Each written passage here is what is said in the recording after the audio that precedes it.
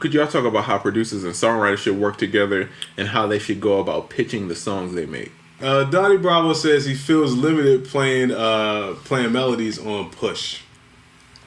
Listen, man, great for chords, but okay, Push is not really for playing. Like we talking about Zaytoven. Right. Like you're not getting your Zaytoven on the Push. You gotta get something small, like I'm probably gonna regret holding this up. Like this little chord joint here, 3 octaves. Get something small like that. Just have a keyboard. Facts. Cause man cannot live off pads alone, brother. Unless you like Houston or Tech. Facts. Yeah. What are good engineering schools? YouTube University. Dave Pensado. He has a great YouTube channel.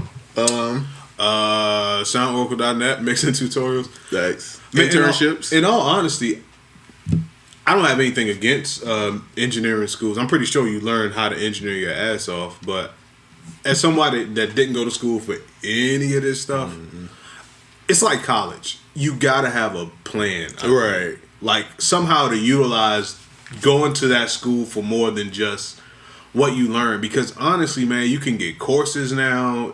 There's YouTube. You got people like BusyWorks Beats out here. Mm-hmm. That's a lot of money. That's real school. Right. Even though it's for music, it's real school. Real bills, real loans. So unless you got a plan to come out and kill them, and unless you got a plan to come out and do more than people who didn't go in the first place are doing, I really... And definitely don't take online classes. I hate when people be like, yo, I'm taking online engineering classes from Full Sail. And I was like, bro, you got YouTube. This is going to teach you the same thing, bro. That is an online class. And they're not going to tax you for it. Yeah. If you're going to go, at least get that hands-on experience. But, dog, I intern, bro. I worked in the studio for free. I learned so much from just sitting in the studio. No, even now. No, if I'm in a session, bro, I ask a million questions, bro. Smart. I'm the guy like, yo, why you do that? What was the reason for that? Right. Oh, what key command is that? All right, cool. Nah, that's me all day. So, to me, I would try to intern, bro. So a real world experience. Yeah. So what would you say to the person who's like, y'all live in a small town, there's nothing here? I mean, if you're going to go to college, bro, you're going to have to move eventually. You know what I mean? And then I'm sure it's a studio in your town, bro. They might not be doing like a bunch of artists, but to me, the hands-on is better than... Because a lot of stuff that they teach you in school, it's not necessarily... It's people who haven't really done it. You know what I'm saying? So I'm always kind of skeptical of those kind of people. If you haven't really done it, how are you teaching me how to do something? Do you think everyone's favorite producer was also an artist? Timbaland, Pharrell, Eminem, Dr. Dre. I thought it said Beats Music after that. That was the next person. But I don't think all of them were. But I feel like... Most of them were. I feel like to be that level, you have to be on the records or something. Now, I was about to say, you know what they were? Most of them were DJs. And I think that skill is so amazing. You should if you come from a DJ background and you become a producer, I feel like you have a leg up on somebody that's just starting straight into production. As someone who went straight into production, and I never like for real DJ, I taught myself how to cut, but I don't know how to like DJ a party. I feel like I kind of missed a little something in that. Where somebody like you, were you a producer first? They both kind of started at the same time, but I was more serious about DJing. And making beats was just like Fruity Loops 4 was a thing, and we had to demo. So we would just make beats, but we didn't really... It wasn't anything serious. It was just like something we just did because we were bored. But DJing was like my job. Like, since I was a kid, I've been DJing parties and gigs. That's and it teaches you about like BPMs and like what people dance to. You start noticing like all these records got the same drum pattern. Yeah. All these records, the chords are the same. You get what I'm saying? You start piecing stuff together like, oh, this is what makes people dance. This is what ladies like. This is what gets people ready to fight. This is the tempo. And then once you understand that, you know. Get people ready to fight, though. No, it's certain records out. Every DJ knows these like 10 records, bro. If you play it in this certain order, people gonna fight, bro. Damn, that's amazing. It's every time, bro. That is amazing. You should release that secret code one day. No. I'm telling you, especially if you go to like the country, dog, it's certain records, like if I go home, bro, I can't play them. Because there's certain tempos that just work, bro. It's no matter what, it's certain tempos that automatically, like, never fail, people gravitate to. The 140s, the like 95 to 100s, the 65s. You know, it's like certain stuff that is just certain records. They have a pattern and they have a tempo, and people love it.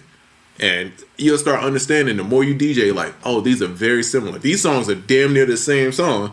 And you start piecing this together, and then you can kind of finesse the system. It's like you Neo in the Matrix. You know what I mean? You start, you see it now. And Yeah, it's like, oh, I get formula. it. Yeah. How do you go about adding textures to synths and drums? What's the texture you going for? Because you're going for a gritty texture, you could downsample. Filter. Yeah, you're going for something ambient texture. That's when you get into your reverbs and your delays. Like you said, yeah, for the gritty texture, you can filter. So it's really, I think everything points back to the very basics of plugins, like EQs, filters, delays, reverbs. Really, that's all you need. And if you think about all these other plugins that are like, that do all this crazy shit and all that, it's kind of just packaged variations of these basic elements of EQ, delay, or rearranging. You know what I mean? Yeah. A lot of those like one knob joints are just like 3 plugins. It's just just different ratios on when you turn it. Could y'all talk about how producers and songwriters should work together and how they should go about pitching the songs they make? Was that Hive Mind? No, Young Fly for No Reason. Hey, Simba. Fly for No Reason. I still no, I read his name and still call him Fly for No Reason. Yeah, sorry, we met you too many times. Yeah. Bro. You want to start this one off? If you work on a songwriter, good songwriters to me are hard to find because songwriters are very unappreciated in the music business. I feel like they get paid in a weird way. They do. And then most of them want to be artists too. So it's a very weird structure with songwriters. So when you find a good one, appreciate them, work with them, help them out. Yeah. And what I do is hooks for the most part, unless it's pop or R&B. Pop and R&B, I'll give a full record. Rap, it's mostly hooks. You do your thing, you fit it in, and it's just collabing, man. It's just building a relationship with that person of like, all right, we're gonna try to make this kind of sound. We're gonna do this, and then eventually, again, it's like collabing with somebody else. You're gonna start forming a sound. Y'all gonna start getting a vibe together, and then I'll just take the hook and then try to sell that hook with the beat. They don't like the hook, then what about the beat? Cool, you can still take the beat, but for the most part, that's what it is. It's like hook, beat. If you don't like the hook, hey, we can get you another hook. True. You know what's crazy though? I realized I tried to make it, but I'm not gonna make it. You ain't gonna make it. I realized for the songwriter, I guess I'm talking to them. I'm kind of talking to you, but talking to them. I realized for the songwriter that it's kind of crazy because for the producer, the people can take the beat and not take the song. But there's rarely an instance where people will take the hook and not take the beat. So you got to have a hell of a hook to make that happen. But that's kind of crazy. Look up the axis of awesomeness. You'll see the same songs are all made with the same chord progression. That's one of the best videos on the internet. Dog, I'm like, damn, I could just learn these chords and finesse like that. There you go, bro. That was like the first chords I learned, bro. It was like 3 Lady Gaga songs in it. No, and they're all the same chords. Yeah. So yeah, I would learn that.